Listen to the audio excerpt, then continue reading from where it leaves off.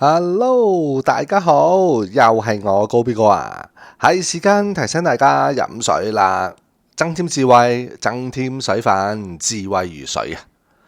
好啦，嚟到錄片時間啦，2025年嘅6月23號啊，高 B 哥咧較早時間錄影片嘅時候咧，同大家講咗透露咗噶啦，一陣間咧我會放條影片俾大家睇，大家咧要認真咁樣去睇。我咧已經睇咗超過3次，因為咧裏邊咧有啲內容咧係如果你唔熟悉美國嘅政治嘅話咧，你可能咧唔係咁快咧一次聽得明。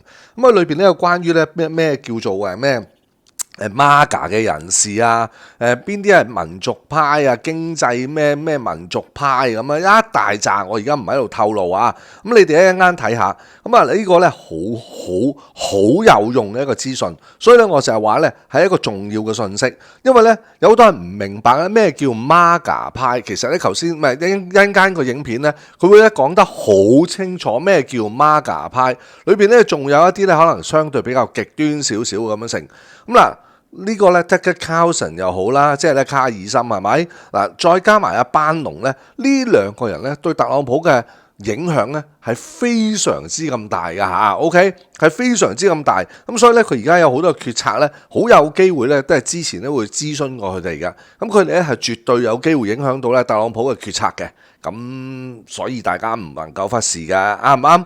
嗱，而且呢個咧特朗普咧之前咧已經即係撞咗好多次板嘅，因為咧其實咧好簡單咁講就係特朗普嘅權力咧，今次咧可以選到咧係做總統咧，可以咁講係咧嚟自咧呢個叫做咧 Maga 一族㗎，係咪？佢權力嘅基礎就嚟自 Maga 一族嗱，無論係作為白左嘅一部分，定抑或係咧建制派嘅一班咧係既得利益者。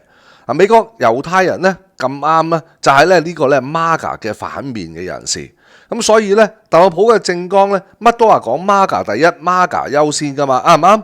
咁啊，所以咧為咗今次呢個 Maga 咧，首先已經搞咗咩啊？關稅戰啦，係咪？另外咧要咧減低呢個咧政府嗰個叫做嘅財政嘅壓力，咁啊做裁員啦，啱唔啱？呢兩件事咧，坦白講都搞到咧一地雞毛噶。佢仲喺度咧自詡自己咧就話識得經濟咁樣成，但係呢個通脹嘅海嘯咧，其實咧已經喺路上噶啦。咁佢兩個咧警告咗分分鐘呢個咧7月份咧美國咧將會有大事發生，即係咧內戰內亂咧就可能喺7月喺呢個咧成暑假嘅時候咧就會出現噶。嗱呢個咧係兩個親口講，咁一間影片上面有講噶。嗱，另外啦，因為咧搞到咧呢個伊朗嘅有衝突啦，所以咧油價咧就上升，推波助瀾，搞到咧嗰個通脹係咁飆升。仲有嗰個對等關稅嘅90日嗰個緩衝期咧就將會到期啦冇耐嘅啫，就有10日到咧就會到期。不過咧事先咧就會首先遇到一個咧6月底之前咧。有呢個65,000億65,000億嘅美國國債咧係會到期㗎，哇！一連串咁湧埋嚟，呢個時候佢居然咧走去咧用呢個轟炸伊朗，可能咧攞嚟咧就諗住轉移視線不過咧呢個睇嚟咧分分鐘咧係呢個咧駱駝背後上面咧就最後一根稻草啦特朗普咧自詡咧就話佢同內塔尼亞胡咧直情咧好似一個團隊咁合作。但係咧呢個團隊咧睇嚟咧就好似咧唔係咁妥當合作得嚟咧反而咧就累咗特朗普。點解咁講咧？第一喺呢個加沙嘅戰爭之後咧，耳仔咧已經成為咧過街老鼠噶啦。呢個咧亦都係咧四面樹敵嘅一種做法嚟噶。特朗普咧坦白講，佢又唔怕樹敵噶，但係因為佢知道咧喺兩黨嘅惡鬥裏邊咧，總有一半嘅人咧係因為支持 Maga 呢個理念，又或者咧係反感咧呢個民主黨所以咧企喺佢嗰邊㗎。不過坦白講，依家就唔同咗啦。喺政界裏邊民主黨咧可以講得係咧逢特就必反，逢係特朗普嘅嘢咧都出嚟反㗎。而共和黨裏邊就唔係咯，共和黨裏邊咧有分開咗咧建制派。呢度咧裏邊咧有啲鐵桿係支持咧耳仔㗎。亦都有唔係咁鐵桿嘅。不過呢個共和黨裏邊嘅 Maga 派就唔同啦，佢係堅決咁樣反對咧呢個咧係對外軍事介入㗎，尤其咧係反對咧重返呢個咧中東嘅。而特朗普啊未經國會授權，居然咧就走去咧發動呢個軍事嘅行動。嗱呢個咧肯定係會咧重開呢個咧叫做咧總統戰爭權限嘅一個爭議㗎。結果啊，幾乎就係咧永遠啊都會對咧現任啦，又或者後任嘅總統咧係不利嘅噃。而喺呢個加沙嘅戰爭之後啊，美國嘅民間咧反對耳仔嘅情緒咧係空前咁高漲㗎。咁啊呢個咧特朗普咧以反對反猶嘅主義咧為名，跟住咧鎮壓咧呢個咧反猶嘅呢個情緒啊，反呢個耳仔嘅情節，兩樣都係已經引起咧極大嘅爭議。因為有好多人咧根本唔係真係去反對咧耳仔，而係反對咧佢喺加沙嗰個嘅行為啊，係嘛？嗰種咧根本滅絕人性啊，嗰種咧對呢個咧係唔單止咧老弱婦孺咧去攻擊或者殺害，甚至乎咧係咧對於人道援助啊，完全唔俾佢進入去嗰樣嘢咧，係引起咧全世界極大嘅反感。咁啊當然啦，全世界唔關事嘅，淨係咧美國嘅啫。美國裏邊都有好多人反感，咁所以咧佢見到咧呢個咧即係好不利啊，對佢嚟講。咁啊，甚至乎都可以講就話佢而家咧係諗住啊，即係好似咧想介入呢個咧中東嘅事件裏邊咧，亦都帶嚟咧佢哋咧極大嘅困擾啊。可能咧分分鐘咧即係話呢個Maga派咧都會咧反翻轉頭添㗎。咁啊，呢個對特朗普嚟講肯定係鑄成大錯嘅。特朗普咧為咗咧建功立業啊，同埋證明自己咧而家唔係 taco 啊，唔係咧呢個 chicken show，乜都夠膽死、夠膽做嘅話咧，可能咧將自己咧放喺一個咧 Maga 黨嘅對立面㗎，動搖咗佢自己本來嘅權力嘅基礎。更加糟糕嘅係咩啊？就係佢啊，為咗咧佢走去轟炸呢個伊朗。但係咧，又喺呢個咧耳仔嗰邊咧，飽受住伊朗咧嘅導彈同埋咧巡邏號呢個導彈嘅時候咧，所折磨嘅時候咧，佢又冇諗住幫耳仔喎，咁啊變相咧就連咧共和黨嘅建制派裏邊咧鐵桿咁支持住耳仔嗰班人咧，而家都出嚟反對佢，變成擴大咧美軍咧喺呢個伊朗軍事行動啊，犯咗呢個咧叫做咧係人都知道嘅天條，不過唔知有幾多條添啦。不過至少咧就係好似冇經國會授權就走去咧做呢樣嘢，簡直咧可以講都係咧將自己咧逼入去咧雙輸嘅境地㗎。咁所以咧，即係特朗普唔知咧邊條筋邊條人咧，夾硬咧就係即係做啲咁嘅事，係咪真係要攞威認叻到咁盡呢？定係背後仲有一啲咧不可告人嘅利益同埋秘密咧？呢個咧真係好難講得通啊！嗱，高B哥咧再喺度提醒大家一次。點解我成日有陣時呢幾集咧講嘅説話咧都好似好保守、好保留咧？因為咧我睇唔到咧佢哋咧一個好確切嘅資訊。我認為咧喺而家呢個情況裏邊咧，好多信息咧都好混亂同埋好假象嚟㗎。甚至乎咧你今日講完咧都未到夜晚，又或者夜晚嘅時候咧，其實咧就已經發覺咧佢之前嗰單新聞講出嚟咧係唔正確㗎。咁所以咧嗱，大家真係記住我提醒大家保留翻咧少少嘅機心裏邊。唔好以為咧佢哋講嘅嘢咧100%都係準確㗎，好唔好？好啦，咁而家嚟去片啦，去片咧大家真係記住要認真啲聽，好重要嘅裏邊嘅信息。Really love Trump. I think he's a deeply humane, kind person, and I am saying this because I'm really afraid that my country's going to be further weakened by this. I think we're going to see the end of American empire. Obviously, other nations would like to see that, and this is a perfect way to scuttle the USS America on the shoals of Iran. But it's also going to end, I believe, Trump's presidency and effectively end it. And so that's why I'm saying this. What do you mean by that? That's coming from you. That's look, I knew Bush. I knew George W. Bush. We had, family connections to Bush. I knew Bush. Personally, I still see Bush sometimes. And, of course, he hates me, and he does because I criticized him on Iraq. And that war is the sum total, from a historical perspective, of his administration. But I knew him, and he had all kinds of plans for the... I actually really love Trump. I think he's a deeply humane, kind... I actually really love Trump. think he's a deeply humane, kind person.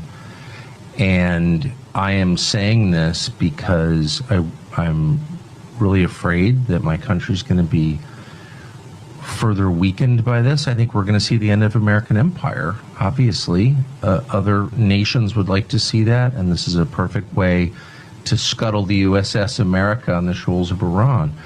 But it's also going to end, I believe, Trump's presidency and effectively end it. And so that's why I'm saying this. What do you mean by that? That's coming from you. That's Look, I knew Bush. I knew George W. Bush. We had, family connections to Bush. I knew Bush. Personally, I still see Bush sometimes. And, of course, he hates me, and he does because I criticized him on Iraq. And that war is the sum total, from a historical perspective, of his administration. But I knew him, and he had all kinds of plans for the things that he wanted to do. But once domestically, right, to improve the country. Right. And you may agree or disagree, but in his mind, he wasn't just about the invasion of Iraq in March of 2000. Oh, no. He was going to redo Social Security. 100%, He had all that. So 100%. All types of. He was going to take care of the entitlements issue. And he really thought it was going to work. Yep. And you could laugh at that or whatever, but the point is, the second you get enmeshed in a real war, not a fake, let's go bomb the villagers and declare success, though we don't even have a good track record. Why are the Houthis still there? No, there's a whole other question, right, which is how prepared is the U.S. military for a real conflict? And the answer is totally unprepared. Scary unprepared. I don't think people understand that. But anyway, the only reason I'm saying any of this is because I really, really care. You look at the three planks: stop the forever wars, seal the border, and deport the illegal alien, invaders, and redo the commercial relationships in the world around trade deals and bring high value added manufacturing jobs back here. They're trying to shut all three down, right? But the one that they're obsessed with the most, which I find strange, is the forever wars. They've got to be in the forever wars, and particularly in the Middle East. I mean, this is and I'm a big supporter of Israel. Yes. And I'm telling people, hey, if we get sucked into this war, which inexorably looks like it's going to happen on the combat side, it's going to not just blow up the coalition, it's also going to thwart what we're doing with the most important thing, which is the deportation of the illegal alien invaders that are here. If we don't do that, we don't have a country. And you just see right now, they're doubling, tripling out. This is actually potentially a real civil war in our biggest cities. And President Trump has to have our backing. And this came out of nowhere. I mean, the trade deals you saw, he put together Liberation Day, but they've been thinking about it a long time. I mean, Trump's been talking about this since Lou Dobbs back in the 90s. He lays that out there. It's very sophisticated. He's got Scott Bessent running around with Lutnick. They're trying to make these deals. He sealed the border already in the first 60 days. Now we're really going down and actually having the deportation, see the fight. And then out of nowhere comes a war with Persia. It's like a shooting war with Persia, a massive shooting war with Persia. And it's like, how did this happen? And that's why I've been up as a defender of Israel and someone that's very pro-Israel. I've been saying, hey, this is going to be the end of Israel because of the way these decisions have been made. And you have, I think, shockingly today early when we had you on the show, you bring up a point that we have to address, which I think it's the thing itself. What is it about this apparatus? When you have a coalition that's like 1932 that's coming together, like Roosevelt had Harvard professors and crackers and Democrats and ranchers out west and big city bosses and the Irish and the Italians, and he put it all together and they juggled it. And they Brooklyn, Butte, Montana, Birmingham, Alabama, and they're all on the same side. How does that happen? And they govern literally almost all the way to Trump. You know, Reagan took out part of it. Newt Gingrich took out part of it, but it was 50, 60, 70 years. We have the same ability. We have hardscrabble Hispanics on the Rio Grande Valley, Yes. South Texas. We have tech bros. We have, economic nationalists. We have economic populists. We have people that want to stop their forever wars. There's three planks. And right at the beginning of it, and it's on the 10th anniversary of coming down the Golden Escalator. That was 10 years ago, Sunday. And I tell people, as many triumphs and tragedies, victories and defeats, good days and horrible days, when we're winning and sometimes we're losing, those 10 years of everything that's gone on is just the preamble for where we are today on the convergence of these crises. And now, all of a sudden, a shooting war where they're taking the Nimitz battle group out of the South China Sea and sending 3 carrier battle groups now to the North Arabian Sea, Red Sea, plus Arleigh Burke destroyers and a whole fleet in the Eastern Mediterranean. We're prepping for a major shooting war. And how did it happen? I think what's most shocking is what you said. Hey, it was like Iraq. You're inexorably just drawn, and decisions kind of just happen. It's like, what's happened over the last 72 hours? How did we even get to this point? How did this actually happen? Who made these decisions when we had the intel out there that this was not like a thing? This was something that was going to happen a year or two from now. Yeah. That's what we have to have a throwdown. We have to name names. We have to expose it. If we don't throw it out now, throw down now in the summer of 2025, we're not going to have a country. Forget the midterms, forget the next election. Still, we have to have this. What the CIA is, what happened in Ukraine, what the CIA has done, what DNI is doing, what the Justice Department, what the FBI, what DIA and the Pentagon. Because right now we only have a tenuous grip on those. We have 2 people at the FBI, Cash and Bongino. We got a handful of people over at the Justice Department in a massive 30-some person, or 15,000, 20,000 person operation. We have 3 or 4 people at DNI with 17 agencies. We're putting a couple of people in there. At the Pentagon, we got Pete and a handful of guys. And every time a guy steps up or the team steps up to say they want to stop the forever wars, they're turfed out. He's lost 10 people since we've even got there. And every time Bridge Colby tries to do something, Bridge Colby's on the front page of that he's an appeaser. So my point is that now we're getting down to it. With all these converging crises, we have a apparatus that reports to Wall Street, to foreign investors, to Silicon Valley, in business with the Chinese Communist Party, that's running the deal. And now's the time if we don't lance the bull over this country, you're not going to, if you can't turn around with Trump, the Trump team he has, people like you, myself, and they're blessed to have these apparatuses. If we can't do this now, it's not going to get done. And so that's why, to me, it's gone of everything we're doing, stopping the forever wars, redoing the commercial relationships with China to bring jobs back, and sealing the border and sending home deporting 10 million, which is going to be massive, almost like a civil war in these big cities. Of all of those, and I've always said the deportation is the most, to get our sovereignty back, the war we have to have now, the throwdown we have to have now, is with the deep state, and we can't. I think we've looked away too often. We just kind of kicking the can down the road, and if we can't do it now with Trump, it's not going to get done. It does feel like Fox News is playing, and I never criticize Fox because they were so kind to me, but they are playing a central role in the propaganda operation here, it feels like.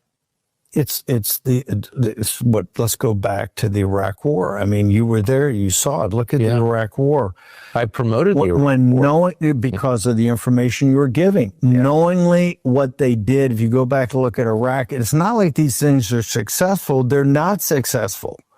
They're unsuccessful. They can't be successful because, as Lincoln told us, what you need is popular opinion to have your back. And we don't do enough about educating the American people on what reality is. In fact, they give them the exact opposite. That's why it's all, that's what, this is, the rise of Trump is from two things. The rise of Trump is from the failed Iraq War and from the 2008 financial collapse. Exactly. You had Buchanan before that. We had Perot before that. We had even Reagan for some populism, nationalism. You had these sprouts. You could see people were trying to get there, but they couldn't.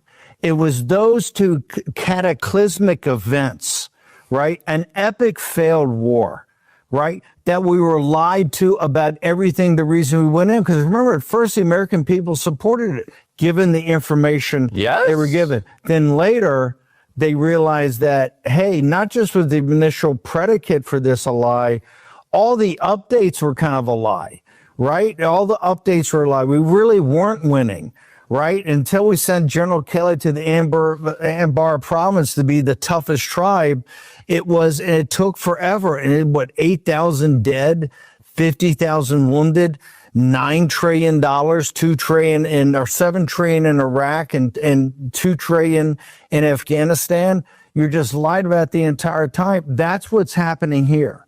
We're not being dealt with straight. And I'm just saying that on the information that's put out, the Israeli position on this has changed 3 or 4 times. First, it was the nuclear bomb, the processing of it. There was going to be something like last weekend. You had to go now. You had to go on Thursday night. It had to happen, right? Then we find out it's a year away at earliest, and then it's a decapitation strike. They're trying to have regime change. That just kind of came up over the weekend and saying, oh, well, since they're there, we're there, we have to do it. And they said, this is unilateral. We're doing our own. But understanding that they needed American air assets on the defense to protect themselves. And this is why the Arleigh Burke were rushed in. And this is why American air defense assets have been used nonstop. Now they're talking about, oh, by the way, we really can't take out Fedor. We can't take out the hidden mountainous second part of this. We need American combat sorties. We need American tankers to refuel us. We need the bunker busting bombs, and we need assets. This thing changes all the time. When Tulsi Gabbard's still out there as the last thing publicly said by a senior intelligence official, she said it in March. They don't have a program. They haven't had a program. And Bret Baier asked, that's what Bret Baier asked Bibi on Sunday night. And Bibi said, well, we have new information, new intelligence. Well, hold it. We were told that we gave you exquisite intelligence. You weren't giving us intelligence. Exactly. We have to have a total vetting. And by the way, we need to get a vetting on Ukraine. We need to get a vetting on, was American intelligence involved? Because it's a zero probability that without our satellites, without targeting information, without fire control information, there's no chance that the Ukrainians, as courageous as they are, as much valor as they have, could have pulled out something so complicated. And so this is right now the fight. The fight has to be, we have to take on the deep state. We have to name names, and we have to basically take these organizations and take them apart. And then you're going to unmask everybody in DC that's not really on your side. You're going to unmask all those people that say they're conservative and say they're Republicans. When they start protecting this, you're going to say, well, hang on for a second. This doesn't mean we're a constitutional republic. Trump's commander in chief, this is what a constitutional republic's about. I don't care if AOC's the president later on, or Bernie Sanders, or J.D. Vance, or another right winger. Right now, we have a system that's like the Praetorian Guard. It's got its own national security policy. It's got its own reason for existence, and it doesn't care whether it's progressive like Barack Obama or a economic populist nationalist like Donald Trump. And so that is the fight we have to take on today. There's this mad scramble in Washington on the right to invoke Trump's name and to make the case that, no, I represent Trump. He's on my side. I'm true MAGA. And you wind up with these kind of hallucinogenic scenes where you have people who hated Trump, who were never Trump. Mark Levin, hates Trump, which is fine. But he's like the standard bearer for Trump now. But what makes it even more perverse is that these same people are allied with the deep state that is subverting Trump's stated agenda, which is negotiation toward peace, both in Ukraine Absolutely. and in the Middle East. Trump has said, we want to get to an agreement with a lasting peace so we can all be richer, safer, and happier. And in both places, his so-called allies who secretly hate him have destroyed that. And most of those guys, are almost all of them to a person, were for the Ukraine war. People in your audience should understand one principal thing. We are farther down the pike in a kinetic part of a third world war than how World War II started. If you go back from September 1939, the invasion, the start of the European war, not the Asian, but if you start with the invasion of Poland by the Germans, and you go to June of 1941, the invasion of Russia by the Wehrmacht, and you look at that time, which really they called the phony war. You look at the casualties from the Battle of Britain, the Blitz, the fall of France. You look at what happened in North Africa early on, Finland, throw in 300,000 Finland. You add it all up, it's not half of what's happened between Ukraine and Gaza today, and now in Persia. We are much bloodier. We're in a shooting part of the Third World War. The Third World War is not about to start. It has started. And that's what Trump is saying. What he wants to do is have everybody lay their guns down. Let's get to the table and figure out a tenuous, at least certain, subtle piece that we can then use capital and trade and commerce and try to rebuild these countries, and let's get people back to work and maybe tamp this thing down. Whereas the apparatus is exacerbating the conflict part of it. That's where we are right now in the summer of 2025. And this thing is going to be in the next 200 days. The next 200 days are some of the most perilous times for the American Republic in its history. Because if we don't get this sorted, we're going to be drawn in totally into a conflict as a combatant, as not a supplier of logistics, or as an actual combatant, a participant in the situation in Ukraine, what they did in Russia, and the situation of what Israel is right now doing to the mullahs, as bad as they are and as evil as they are, right? We're going to get sucked into a shooting war of which it'll be 10 years, and the casualties will dwarf anything you saw